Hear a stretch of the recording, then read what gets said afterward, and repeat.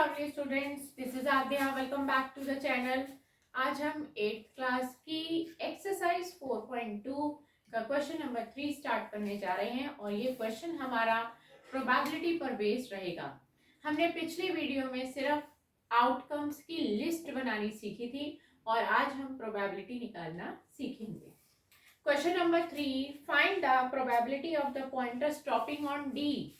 देखिए, इसके लिए आपको क्वेश्चन नंबर 1 को फिर से देखना पड़ेगा। आई होप कि सबके पास एनसीईआरटी बुक होगी और ये आपकी एक्सरसाइज 4.2 है। क्लास हमारी 8th है और अगर आपके पास बुक नहीं लेके आप बैठे तो मैं क्वेश्चन नंबर 3 का ए पार्ट उसके लिए फिर से फिगर बता देती हूँ। आपको इस क्वेश्चन को करने के लिए उन्होंने बोला है कि आप क्वेश्चन नंबर 1 का ए पार्ट देखिए, उसमें जो फिगर बनी हुई है हमें इस फिगर को इस्तेमाल करना है। ठीक है, ये कुछ 5 स्पोक्स हैं, A B C and D. इस तरह से आपकी फर्स्ट क्वेश्चन में फिगर बनी है, बट क्वेश्चन हमारा 3 है। अब ध्यान से देखिए, उन्होंने कहा है प्रोबेबिलिटी निकालिए अगर पॉइंटर डी पर रुक रहा हो तो पहले आप लिखेंगे प्रोबेबिलिटी को P और ब्रैकेट में लिखेंगे हमें D चाहिए। हम चाहते हैं कि पॉइंटर, ये जो पॉइंटर है ये D पे रुके। अगर हम इस पहिए को घुमाएं तो ये पॉइंटर D पे रुके, तो यहाँ ब्रैकेट में लिखना पड़ेगा। प्रोबेबिलिटी के लिए हमने कैपिटल लेटर में लिख लिया P गेटिंग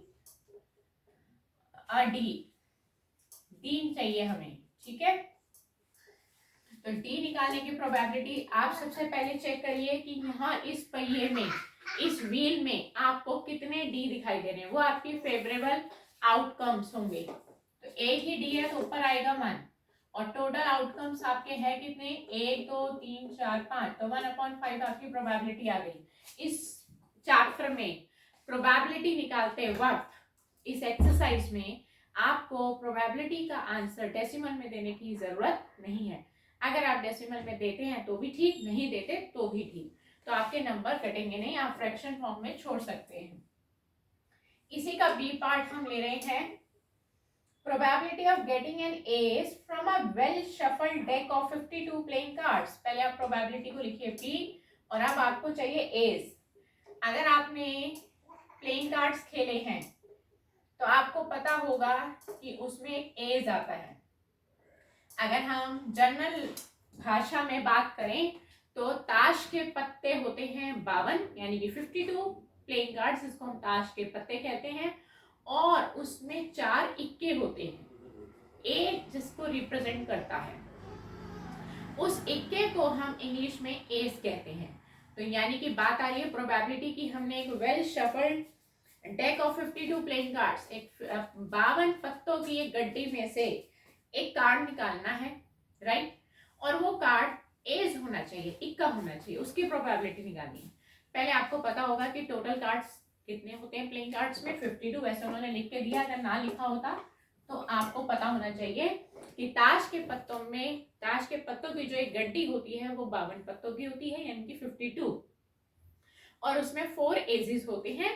तो यानी कि हमारे फेवरेबल जो आउटकम्स हैं, जो कि हमें चाहिए, वो 4 हैं। अब ये दोनों कैंसिल हो रहे हैं, 2 से कट रहे हैं, 2 2 ज़ा 4, 2 2 ज़ा 4, यहाँ से बचा 1 और ये हो गया 2 6 ज़ा 12। अगेन 2 से कैंसिल हो रहा है, 2 1 ज़ा 2, 2 1 ज़ा 2, 2 3 ज़ा 6, यानी कि 1/13। अब ये कैंसिल नहीं होगा और आपको आंसर यहीं छोड़ देना है और ये क्वेश्चन खत्म हो गया।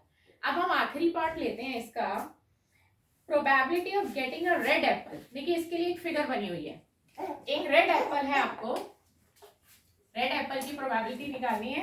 सी पार्ट कर रहे हैं हम, तो यहाँ पर फिगर बनी हुई है, एक सर्कल बना हुआ है और उसमें कुछ एप्पल्स हैं इस तरह से। देखिए, ये ग्रीन, ये रेड, अगेन रेड। मैं एक रफ फिगर बना रही हूँ आपको समझाने के लिए। Again red, again green, then red और फिर ग्रीन। ठीक है, अब इस फिगर को आप ध्यान से देखिए और आपको बोला गया है कि इस फिगर को देखते हुए रेड एप्पल लाने की प्रोबेबिलिटी निकालिए।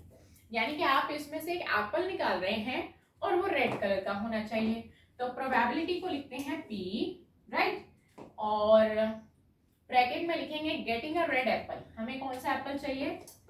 Getting a red Apple. तो आप सबसे पहले क्या करेंगे, आप टोटल एप्पल्स काउंट करिए कितने हैं, 1 2 3 4 5 6 7, तो अपॉन के नीचे आएगा 7।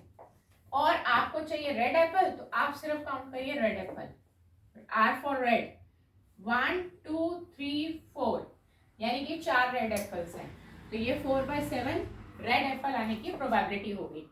मान लीजिए इसी के साथ एक क्वेश्चन और ऐड हो जाता, find the probability of getting non red Apple. वो रेड एप्पल नहीं होना चाहिए, तो आप रेड को छोड़ देते, बाकी उसको निकालते, तो 7 है, तो 4 अगर रेड हैं तो नॉन रेड 3 होंगे, तो 3/7 उसकी प्रोबेबिलिटी हो जाती है।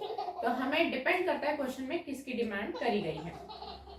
तो जितने भी एक इवेंट में जितनी भी सभी केसेस की प्रोबेबिलिटी, अगर एक ही इवेंट की सभी केसेस की प्रोबेबिलिटी निकाली जाए तो उनका सम हमेशा 1 रहता है। और दूसरी बात, प्रोबेबिलिटी कभी माइनस में नहीं आती, प्रोबेबिलिटी 1 से बड़ी नहीं होती, 0 to 1 के बीच में लाई करती है, और प्रोबेबिलिटी 0 भी हो सकती है। तो ये प्रोबेबिलिटी के बारे में कुछ बेसिक बातें थी। तो नेक्स्ट क्लास में हम आपसे मिलेंगे इसी के अगले क्वेश्चन के साथ। इसी तरह अपना ख्याल रखिए। Good bye friends.